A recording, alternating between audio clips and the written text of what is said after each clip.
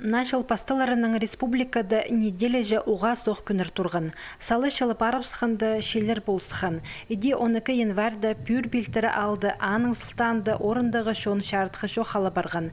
Электриктер шапшын қайынып сетіксіністі табырық шоқ еткінір. 15 январда тізің пазоқ бір сайпыл барған.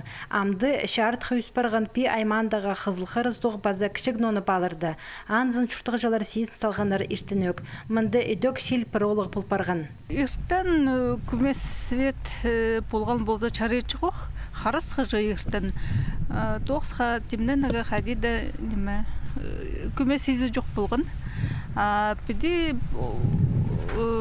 чоқ тізі менің мындық центральное отопление жоқ, электричество итпен жымен только числейчім.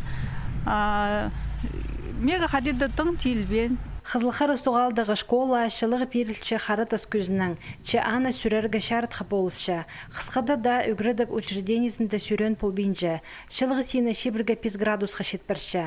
Анаңар мұндық олығы тұроларға соқ күнірді шартқы шоқаларға шарабыз.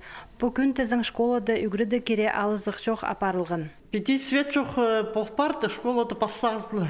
Ненде бұл школада тоңқ барипс. Неме свет хара 50 сутарды барған, ол времяға біздің немеді котельныйдың сағары чылық берік тұрған школаға. Школада соқ немес.